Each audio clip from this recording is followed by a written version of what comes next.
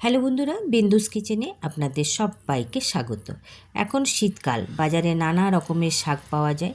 তো শীতের শাকের মধ্যে হচ্ছে ছোলার শাক, মূলোর শাক, বুথার শাক, সর্ষে শাক, কিন্তু মেথির শাকের কথা ভুললে চলবে না। আমরা সকলেই মেথির শাক খেতে পছন্দ করি। আজ মেথির শাকের একটা দারুণ রেসিপি আপনাদের সাথে আমি শেয়ার করছি। 2 বাঞ্চ নিয়েছি আমি মেথির শাক। মেথির শাকগুলো খুব ভালো করে বেছে নেব। বেছে নেওয়ার পর গোটাই খুব ভালো করে ধুয়ে কুচি কুচি করে কেটে ভালো করে জলটাকে ঝরিয়ে নেব। এইদিকে একটা কড়াইয়ে পরিমাণ মতো তেল দিয়ে দিয়েছি। তেলটা ভালো মতো গরম হয়ে গেছে। এবারে এর মধ্যে দিয়ে দিলাম আমি হাফ চামচ গোটা জিরে, 1 চিমটে হিং আর 1 চিমটে হলুদ। ভালো করে একবার নাড়াচাড়া করে এর মধ্যে 2টো মিডিয়াম সাইজের আলু লম্বা লম্বা মোটা মোটা টুকরো করে কেটে নিয়েছি, সেইগুলোকে দিয়ে দিলাম। আলুটাকে আগে ভেজে নেব। খুব ভালো করে আলুটাকে ভেজে নেওয়ার পর এর মধ্যে দিয়ে দেব আমি বড় সাইজের হাফ পেঁয়াজ কুচি কুচি করে কেটে নিয়েছি, সেইটা দিয়ে দিলাম। খুব ভালো করে আলুর সাথে পেঁয়াজটা ভেজে নেব। পেঁয়াজটা আগে ভেজে নিলে পরে যখন আলুগুলো দেব, আলুর সাথে ভাজবো, তখন কিন্তু বেশি লাল হয়ে যাবে, বেশি লাল করা যাবে না। তাই আলুটা আধা ভাজা করে নিয়ে পেঁয়াজটা দিয়ে দিলাম। আর সমস্তগুলোই কিন্তু খুব লাল করা যাবে না। পেঁয়াজগুলো আধা ভাজা হয়ে গেছে। এবারে এর মধ্যে দিয়ে দিলাম আমি আদা রসুন থেতো করা। এর মধ্যে থেতো করা জিনিস দিলেই কিন্তু বেশি ভালো হবে খেতে। খুব ভালো করে আদা রসুনের সাথে পেঁয়াজ আলু আবারও কিছুক্ষণ চালিয়ে নেব। এই রকমভাবে ভাজতে ভাজতেই আলুটা কিন্তু সেদ্ধ হবে। এইবারে এর মধ্যে দিয়ে দিচ্ছি পরিমাণ মতো নুন, দিয়ে দিচ্ছি আমি পরিমাণ মতো হলুদ।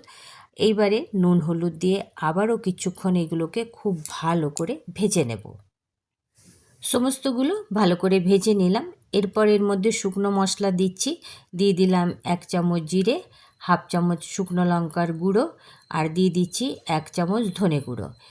এইগুলোকেও আবার খুব ভালো করে একসাথে ভাজবো। তার আগে দিয়ে দিলাম একটুখানি চিনি, আর 2টো মিডিয়াম সাইজের টমেটো কুচি করে কেটে নিয়েছিলাম, সেইটা দিয়ে দিলাম।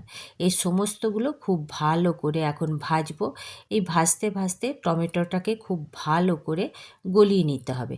তার জন্য প্রয়োজন হলে একটু একটু করে জলও দিতে হবে। তো খুব ভালো করে দেখুন কিছুক্ষণ কষিয়ে নেওয়ার পর এরপর এর মধ্যে দিয়ে দিলাম আমি কাঁচা লঙ্কা। একটা কাঁচা লঙ্কায় ছোটো ছোটো টুকরো করে দিয়েছি। যখন আদা রসুনের সাথেও কিন্তু কাঁচা লঙ্কাটা থেতো করে দেওয়া যায়, কিন্তু আমি আজকে এরকম করেই দিলাম। এটা কিন্তু খেতে খুবই ভালো হবে। আর একবার করে দেখে নিচ্ছি আলুটা কতটা সিদ্ধ হয়েছে। খুব ভালো করে সমস্তগুলো কষিয়ে নিলাম। এবারে দিয়ে দিলাম একটুখানি জল। জলটা দিয়ে ভালো করে নাড়াচাড়া করে এটা সিদ্ধ হওয়ার জন্য কিছুক্ষণের জন্য ঢাকতে হবে।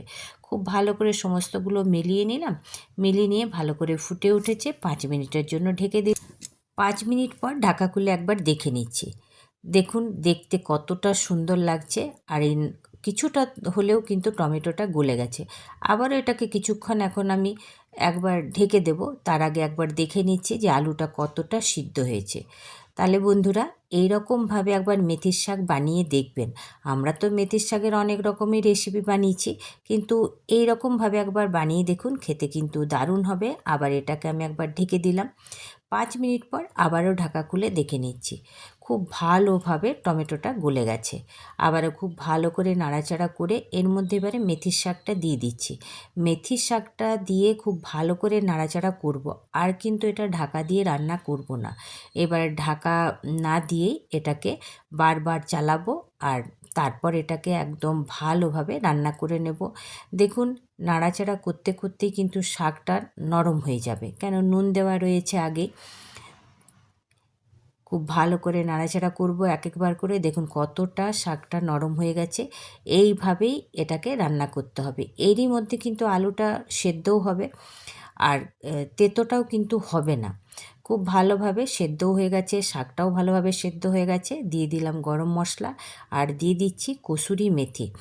হয়তো ভাববেন মেথির শাকের মধ্যে আবার কসুরি মেথি কেন, কিন্তু একবার দিয়ে দেখবেন। এই রান্নাটার টেস্টটা কিন্তু দুর্দান্ত হবে। খুব ভালো করে সমস্তগুলো মিলিয়ে নিচ্ছি। খুব ভালো করে মিলিয়ে নিলাম। একদম রান্নাটা শুকনো শুকনো হবে। ভাত রুটি পরোটা লুচি সবার সাথেই খেতে ভালো হবে। এইবারে দিয়ে দিচ্ছি একটু ঘি। ঘিও একবার দিয়ে দেখবেন, যদি এরকম করে না বানিয়েছেন একবার বানিয়ে দেখবেন। রান্নাটা কিন্তু আমার সম্পূর্ণ হয়ে গেল। এবারে এখন এটাকে আমি নামিয়ে রেখে নেব।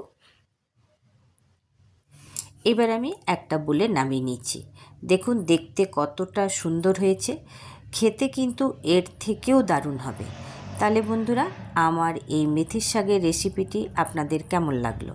আমার এই রেসিপিটা যদি আপনাদের ভালো লাগে তাহলে বিন্দুস কিচেনকে লাইক সাবস্ক্রাইব অবশ্যই করবেন, অনেক অনেক করে কমেন্ট করবেন, অনেক অনেক করে শেয়ার করবেন। এইটা লাঞ্চ হোক, ডিনার হোক বা অফিসের টিফিনে হোক, সবতেই কিন্তু এটা দেওয়া যাবে। আর আজকে কিন্তু এটা আমি ডিনারে বানিয়েছি। আজ এটা আমাদের খাওয়া হবে পরোটার সাথে। এই রকম রেসিপি নিয়ে আবার ফিরে আসবো। ভালো থাকবেন, সুস্থ থাকবেন, আবার দেখা হবে।